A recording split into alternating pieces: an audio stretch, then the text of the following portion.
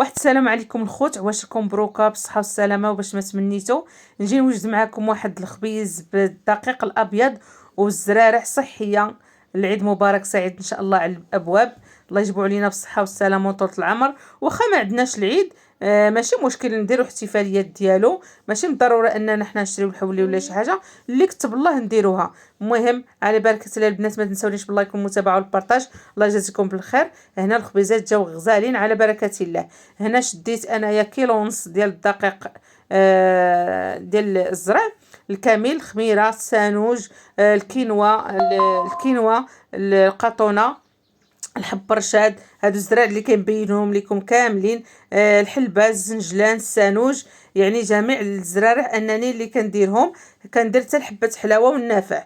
صافي من بعد ما عجنتها بحال هكا كندورها بين يديا بحال هكا وكنخليهم ترتاح وتعاود عاوتاني تخمر ونرجع عاوتاني نخدمها هكايا. كندير لها واحد الرشه ولا جوج ونعاود عاوتاني نخدمها. صافي من بعد ما كتخمر مزيان كنشد واحد الطويصه او اناء ندير فيه الماء. صافي كنحاول انني ناخذ هذوك الكويرات ديال العجين على الخبيزات الصغار اللي بغيت ندير القياس كنديرو في المهم من بعد في الدقيق ديال الزرع الكامل.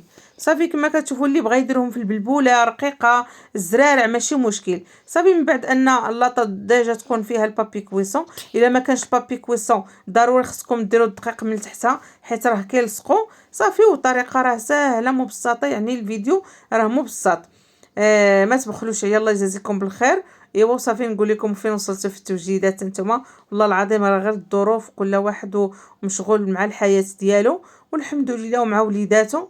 الله الحمد لله والشكر لله. المهم هنا غادي نخليهم اصلا غادي يخمروا ميم با واحد ربع ساعه. من بعد ما خمروا مزيان هنا كتشوفوا من بعد ما خرجتهم تبارك الله جاو غزالين ومحمرين.